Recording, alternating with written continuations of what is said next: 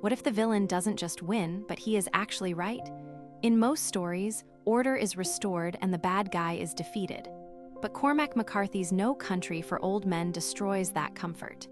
It presents a world where evil isn't just a person, but a force of nature that cannot be stopped, bargained with, or understood. You might have seen the movie, but the book holds darker secrets and deeper philosophical questions that were left off the screen. Over the next 20 minutes, we are going to dissect the terrifying philosophy of Anton Chigurh, the hopeless struggle of Sheriff Bell, and the coin toss that decides your fate. We live in a world that feels increasingly chaotic and violent, often without reason. This book forces us to confront the uncomfortable truth that our moral codes might be outdated tools for a new, brutal reality. It asks the question we are all afraid to answer: does goodness actually matter in the face of pure chance? Cormac McCarthy is often called the heir to Faulkner and Melville, a writer who stares into the abyss without blinking. Known for his stark, punctuation-free prose and biblical landscapes, McCarthy doesn't write to entertain you, he writes to shake you to your core.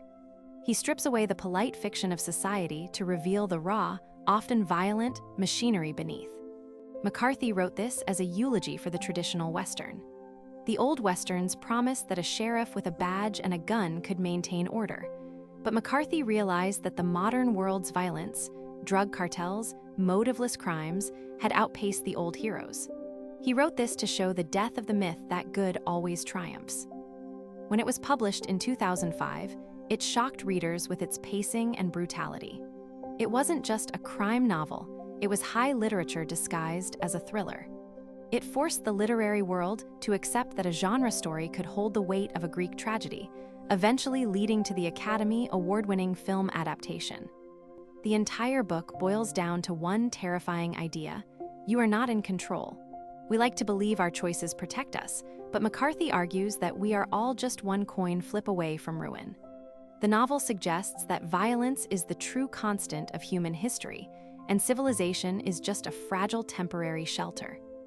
Most people believe that if you are smart, capable, and armed, you can survive anything. Llewellyn Moss represents that belief. He is a Vietnam vet, a welder, a survivor.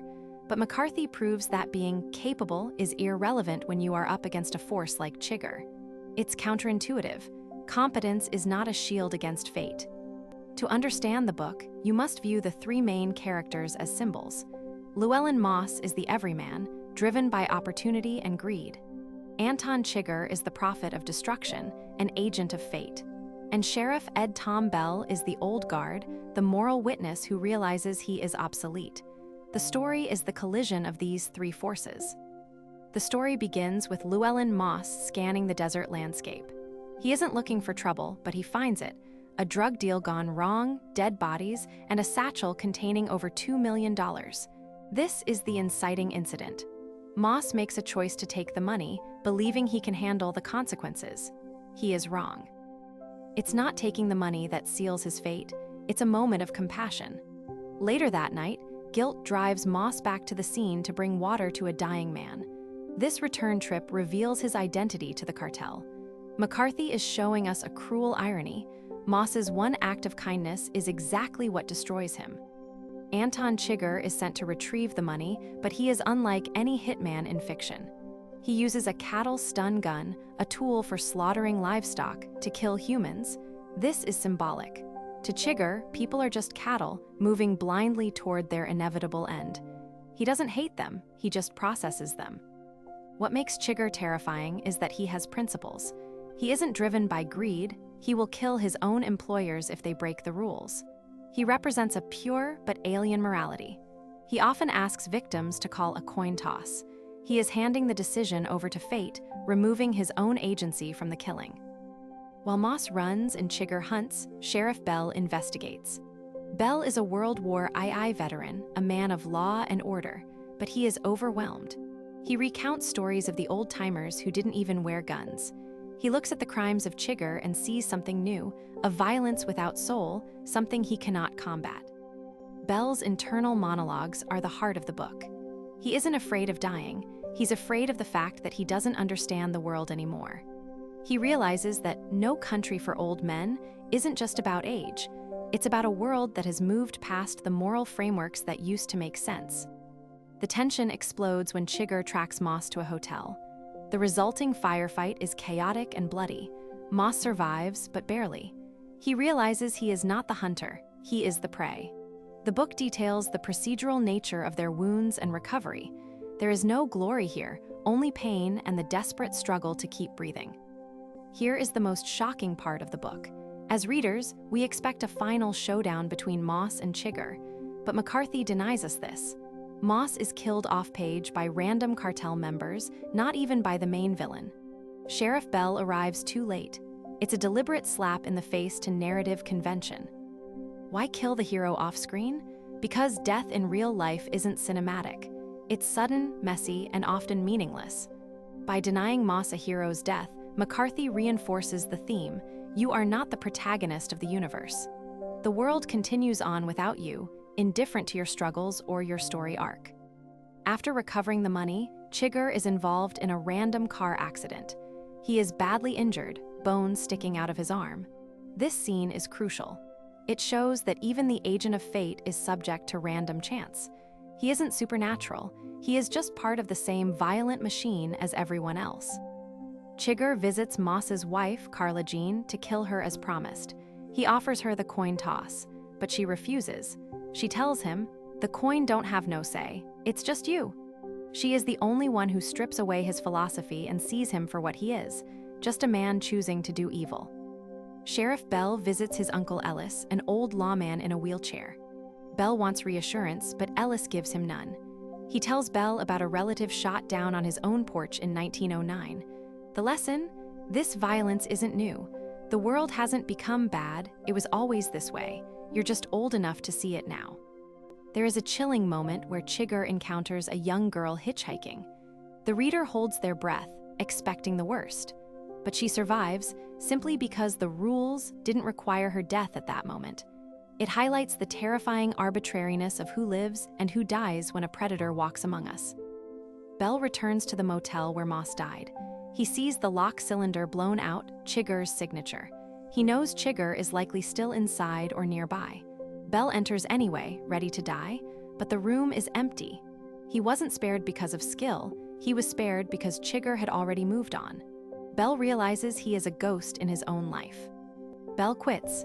He retires.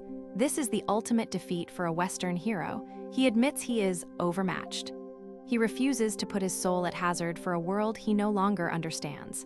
It is a powerful statement on self-preservation.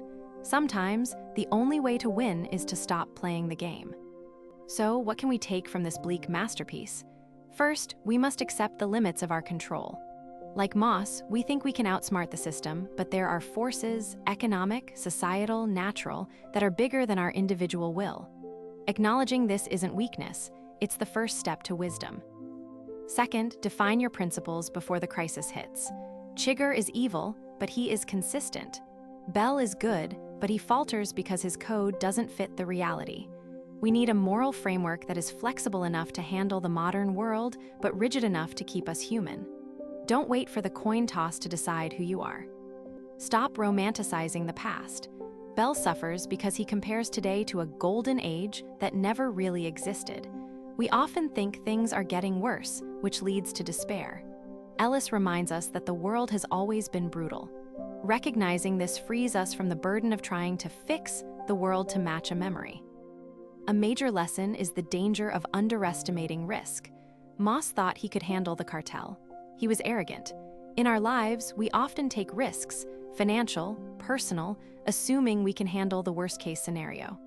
McCarthy warns us, you have no idea what the worst-case scenario actually looks like until it knocks on your door. Adopt a stoic mindset. Focus only on what is in your control.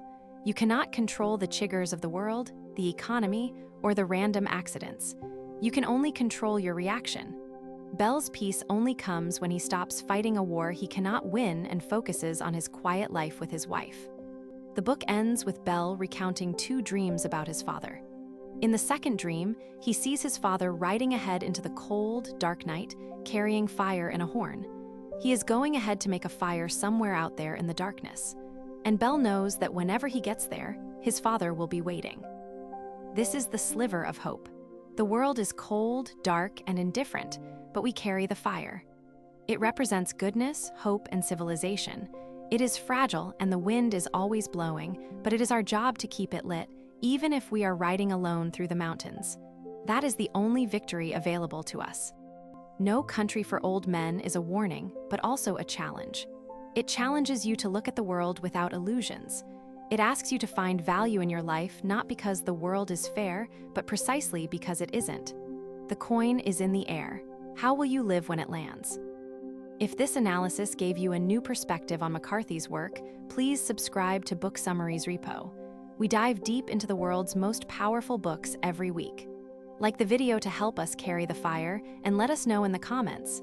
Would you have taken the money? Thanks for watching.